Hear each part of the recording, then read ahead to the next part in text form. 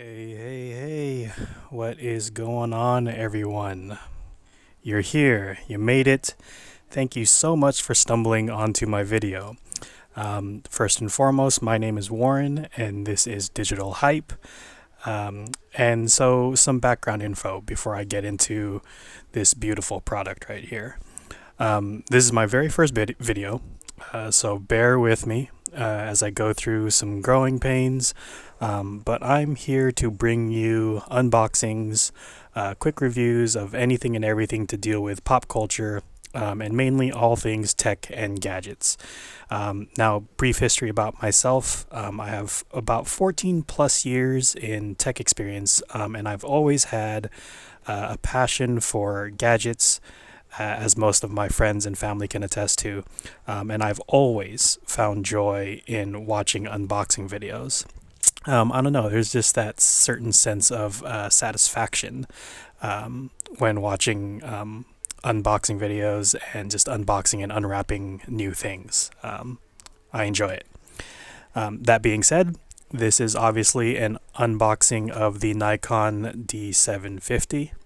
Ordered this through B&H Photo Video, and I highly recommend you visit them.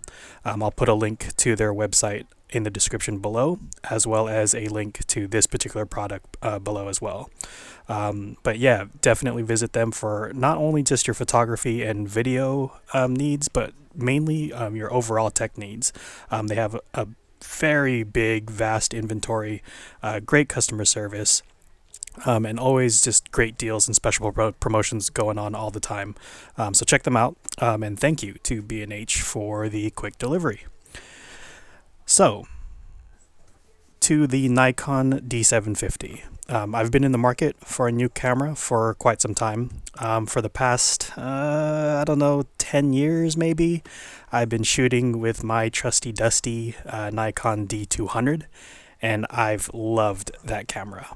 It's my old reliable. It's kind of been my go-to for quite some time. But unfortunately, there's nothing wrong with it. I've just decided that I needed to catch up to the times and wanted to move into the full frame era. So enter the Nikon D750. Now, Nikon has a bunch of full-frame cameras to choose from, and the D610 being their entry-level full-frame camera. But after all the research I've done and all the blogs that I've read and just asking friends, I decided that the D750 would fit my needs, and so here we are. Now, I'm excited. I gotta tell you, I'm really excited about doing this and just unboxing this. But just really a really quick tour around the box. This is it right here, the Nikon D750.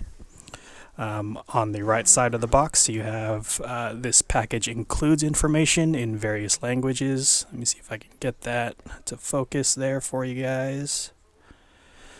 So that's that there. Barcode, just some basic information. The back portion of the D750.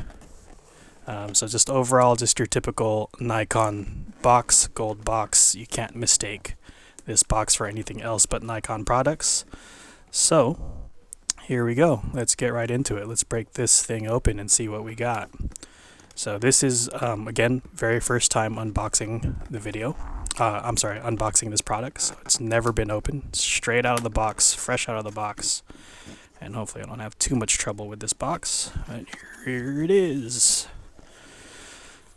So, here we go. Right off the bat, as always, you have some Nikon warranty programs. It's pretty cool. Alright, set that aside. And looks like we have some manuals and CD drivers.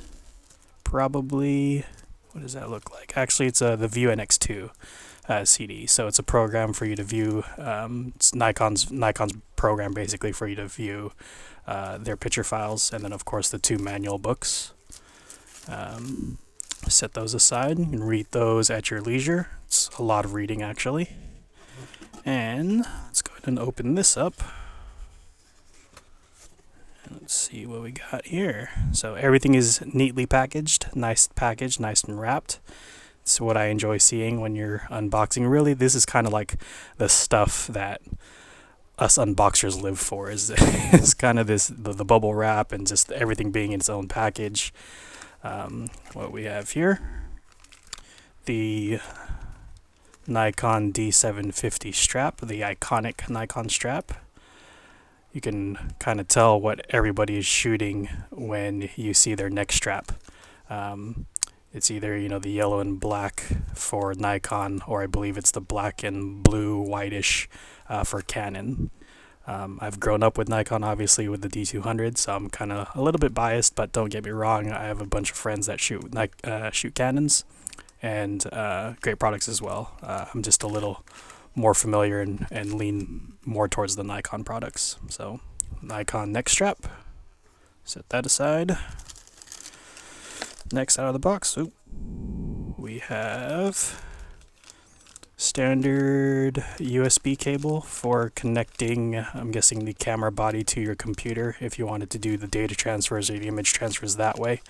My personal recommendation is for you to get a USB card reader, so that way you can take the card out and put it in the card reader and do the data transfers that way.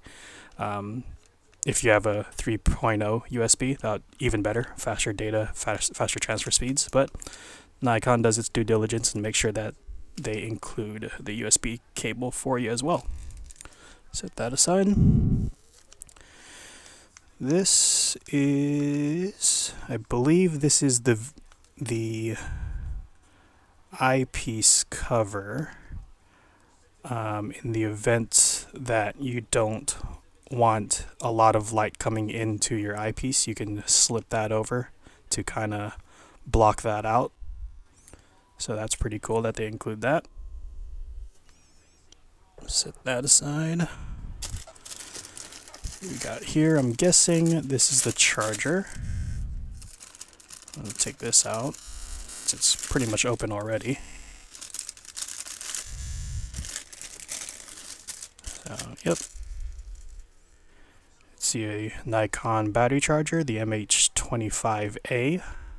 So pretty self-explanatory. You have the outlet there. I'm sorry, not the outlet, but the slot there to put in your battery. And then you have the power adapter. Oops, sorry about that. To slip the power cord in there. So that's pretty cool. And yeah. So that's the charger there. I'm going to set that aside. This is the battery itself. So Nikon includes one battery for you, and if you need more, you can obviously always order more. I believe the going price for an additional battery is about $45 depending on where you get it. So, yep, Nikon lithium-ion battery pack. It's that there. And this is the thing that I was expecting to see after looking at the charger and seeing that you had this thing. This is the corresponding piece that goes with it. So you kind of put that into here, and that's pretty much your charger. And you can push this to the left to kind of unlock the hinge, because this is hinged, so it stays locked in place once it's there. However, if you push the slide to the left and then push up, you can kind of retract it that way. Different orientations depending on your outlet configuration. Sometimes this works best for your particular situation, and sometimes you actually have to drop it down, and this orientation may actually work best for you as well too. So Nikon thought about that and included that as part of their charger. Now, the meat and potatoes of this entire thing. So this is, see if I can take this out. Alright, we'll set this aside. There we go. And now, this here is the Nikon. This bubble wrap here is probably going to get popped by me if I don't move it out of the way. And you don't want a long video of just me popping bubble wrap. Alright, so the body itself. So the body, here we go. And there it is. The Nikon D750. And my goodness, it is beautiful. I freaking love this thing. It feels great in the hand. Just really quick, right off the bat, if you're thinking about the D610, excellent camera, because I've been debating between the D610 and obviously this D750.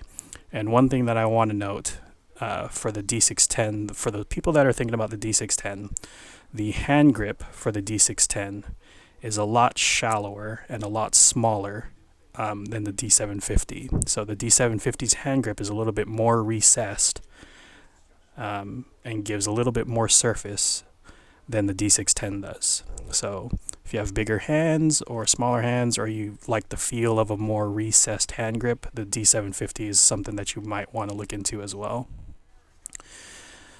Alright, so let's really quick kind of just take a tour around this thing. So as you can see really quickly there, right off the bat, it lets you know that this is for FX lenses. Now Nikon makes pretty much two different types of lenses. FX, which denotes their full frame lenses, which is denoted by FX, and then their cropped lenses, which is DX. So this branding kind of just lets you know that this is a full frame camera. So there you go. Now just really quickly, just taking you a tour around the body itself. Up here at the very top you have your mode dials, switching from auto to program to shutter priority, aperture priority, and manual. So you have a bunch of settings that you can change there. Me, I prefer to shoot, well, it depends on the situation. I usually prefer aperture priority, but sometimes it's best to put it in manual in case you want that full control of everything, and sometimes it's best to shoot in shutter priority. So it all depends. Or if you don't obviously want to deal with it, you can always just switch it to auto and just let the camera decide on what's best. Here you have the dial for switching the different types of modes. There's a lock button to the left side here.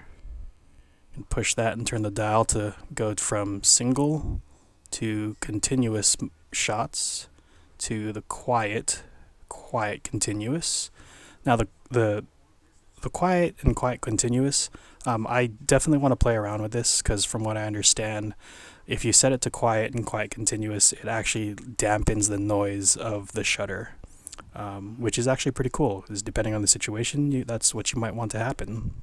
So I'm anxious to play around with that. And then you have your timer program setting as well too. So intervals, I'm sorry, not intervals, but timing itself. For those family portraits, might want to set it to 5 seconds, 3 seconds, what have you. So that's obviously always handy. Going up here at the top, you obviously have your on switch, your shutter button, your record button, and I believe this is the EV button to change the EV values, and then your center weighted button as well too for focusing. And here at the back you have your playback button, your delete button, and all your various menu buttons to change all the various settings that you want on the actual camera itself. And then mainly down here you have your switch between the camera and the video camera. And then you also have the live view button right here, which you can press to for live view. In the live view, you can change settings on the fly. That's actually another big difference between the D610 and the D750. For example, in camera mode for the D750, as you're recording, you can change the values on the fly of your ISO, your aperture, and things of that sort. On the D610, while it does have video capabilities, you cannot change things on the fly. So if you're shooting video and you realize you wanted to lower down or raise the ISO or change the aperture, you actually have to stop the recording, change the values, and then start recording again. The D750 allows you to do and change those things on the fly. So again, it's another convenient feature. Let's see, this is actually something I'm really excited about. This is the memory card slot. If you pull forward and release and let that up, you have dual memory card slots. So depending on the configuration, sometimes you can actually, well, not sometimes, but you can put 2 memory cards in these slots, and within the settings of the camera, change the location of certain things of where they're going to save to. For example, you would want photos saved on one card and video saved on another. I'm not quite certain if it acts as a redundancy, kind of like a RAID setup, a redundant array setup type of thing, where it mainly records everything on one card and then it kind of backs everything up on the second card just in case one card fails, that type of thing. I'm not sure if it can do that, but for sure, you can change the destination between photos in one card and video in the other, or vice versa. So pretty cool that Nikon gives you that ability to put 2 cards in there. So close that up, and then finally at the bottom you have, of course, your tripod mount, and then the battery compartment. If I can get that open. There we go. So that's a battery compartment there. Slide the battery in there and you're off and running. Let's see, actually, if this battery comes somewhat charged for the camera. So that way I can at least turn it on for you guys and show you all this stuff and how it works. So go ahead and put that in here. Make sure I got it lined up the right way. There we go. And let's see if we have battery power. Ah, look at that. Looks like we're in business. So, going down, looks like we have to go through the initial setup here. And all this touring around, and I didn't even show you guys the directional pad here. Obviously, this is the directional pad. You have your left, right, up, down, and then in the center is your OK. Looks like the first screen on initial startup is English, so there's multiple languages in here to cover all their bases, but I'm obviously going to select English here. And time zone, I'm out here in good old California, so I will set it to Los Angeles, Seattle, Vancouver, or UTC 8, and then hit the OK button. Date format, myself, I like month, day, then year, so that's what I'm going to choose here. You can choose whichever one is more comfortable for you guys. And daylight savings time, not sure in your part of the world, but in California we have our daylight savings time, so I'm going to set that to on. Now the date, 2016, month, March, so I'll set that to 3, and then the day is, I lose track of days, is the 3rd. Now the time, oh good, this is actually, I believe, a 24-hour clock. Not too many people operate off of the 24-hour clock, but I myself prefer the 24-hour clock. So right now the current time is 19:27. 727. That's really bad glare. Again, sorry guys. Like I said, first video. I'm hoping to do a lot more of these and improve upon it. So that leads me to a next good point. As you're watching this video, or when you're done watching this video, please, in the comments below, just write anything. Do you like the camera? Are you thinking about getting a camera yourself? Feedback, constructive criticism for myself. I really appreciate it, and I welcome all of it. So definitely leave your comments below, and I would appreciate that. So 727, I'll set that there and then hit OK. And gives you confirmation of done, and it looks like the initial setup is all set. So if I was to hit the menu button, yep, and there she is. So all the menus that I'm going to eventually go through and all that stuff to configure it accordingly. Hopefully later on maybe I can give a more detailed, in-depth review and overview of all those settings that I use as well. But again, this is kind of just an unboxing video, but I at least wanted to make sure I turn it on for you guys, so that way you can see what it looks like when it's turned on. This is obviously just the body. Again, B&H website, they have many different configurations to suit all your needs. So hop on their website and see exactly which fits for you. I myself bought the body as well as a 50mm full frame 1.8 lens, and I need to actually unbox that as well, but I'll probably do that in a separate video.